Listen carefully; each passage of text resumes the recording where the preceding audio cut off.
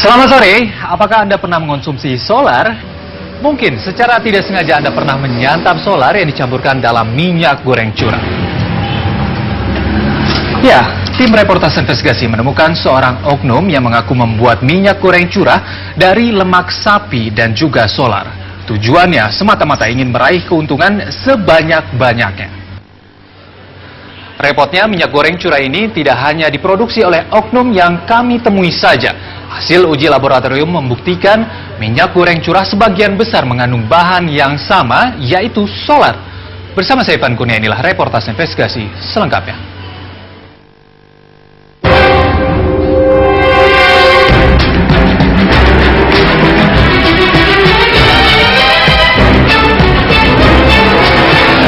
Bagi masyarakat Indonesia, minyak goreng adalah salah satu unsur yang penting dalam pengolahan makanan. Hidangan masyarakat Indonesia banyak menggunakan minyak goreng untuk memproses makanan mereka. Minyak goreng menjadi favorit karena meningkatkan cita rasa, memperbaiki tekstur, dan terasa lebih lezat. Ketergantungan masyarakat Indonesia akan minyak goreng memang cukup tinggi. Dan yang lebih mengkhawatirkan lagi, banyak diantaranya yang masih menggunakan minyak curah untuk mengkonsumsinya.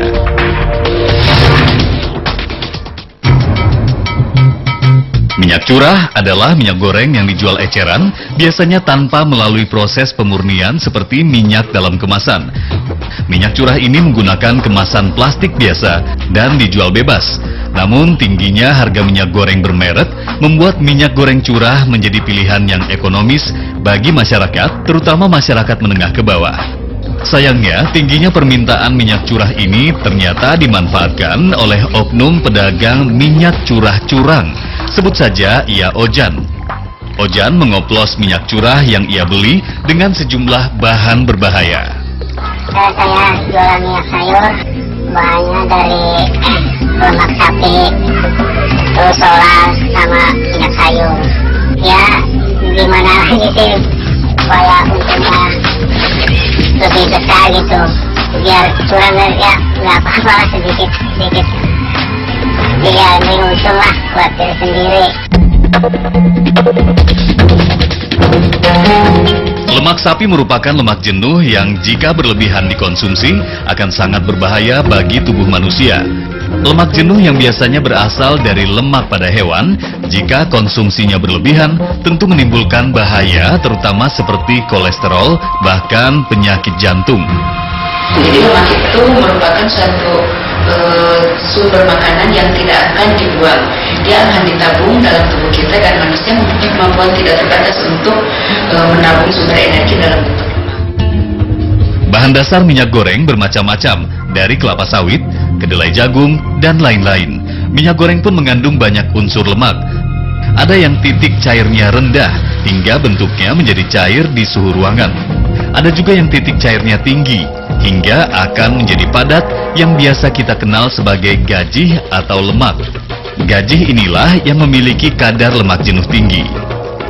Solar ya biar tambah banyak minyaknya, terus lemak sapi ya biar bau solarnya agak hilang gitu, nggak terlalu bau solar. Solar yang sejatinya bahan bakar minyak pun menjadi salah satu bahan utamanya. Alasannya sederhana, harga solar yang jauh di bawah minyak goreng dapat meningkatkan volume minyak goreng jika dicampurkan. Solar dipilih karena jenis zat cair inilah yang dapat bercampur dengan sempurna dengan minyak goreng. Kehadiran lemak sapi bertujuan untuk menyamarkan bau solar yang menyengat dan menjaga kekentalannya. Ojan pun bersedia menunjukkan kepada kami bagaimana ia menjalankan aksi curangnya mengoplos minyak goreng curah dengan solar dan juga lemak sapi. Pertama, Ojan mengajak kami membeli bahan utama yaitu minyak goreng curah di pasar. Ojan lalu mengajak kami mencari gajih atau lemak sapi di kios daging. Ojan biasanya membeli sekitar 3-5 kg lemak sapi sebagai bahan campuran. Kalau model bahan-bahan kayak gitu banyak jualan di pasaran juga. Kalau solar ya belinya di pom bensin, belinya pakai jeriken. Kalau lemak ya banyak di pasar juga di tukang daging. Selanjutnya, Ojan menuju sebuah SPBU yang tak jauh dari pasar. Sebuah jerigen ia gunakan untuk membawa solar. Walau membeli BBM menggunakan jerigen terlarang, tapi berkat pertemanannya dengan penjaga SPBU, Ojan berhasil membeli solar dengan bebas. Bisa sih, cuma itunya ada teman saya, jadi bisa beli pakai jerigen juga. Emang nggak diperbolehkan. Iya, cuma yang itunya teman saya yang jaganya, jadi diperbolehkan lah buat teman sendiri.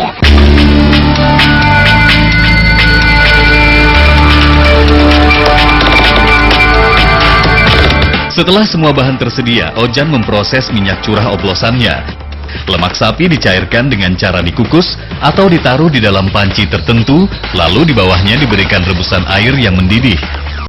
Setelah lemak sapi mencair, kemudian dicampurkanlah minyak solar ke dalam panci berisi lemak yang telah mencair tersebut.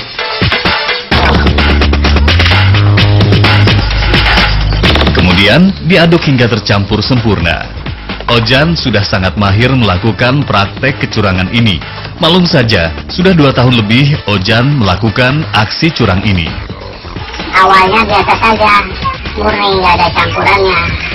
Cuma temen ngajakin tuh harusnya dipakai campuran supaya batinya ada lumayan katanya. Iya, lumayan gede. Iya, terus coba-coba. Lumayan ya, emang hasilnya tuh rada gede batinya. Setelah seluruh solar tercampur sempurna, kemudian ditambahkan minyak goreng curah sebagai bahan baku utamanya. Takaran ia kira-kira sendiri sesuai pengalamannya selama ini. Setelah semua tercampur dan merata, campuran tersebut didiamkan selama 2 hari. Sekitar 2 harian lah suruh didiamin dulu, diindapi dulu, supaya bau solarnya agak hilang gitu, supaya jernih minyaknya.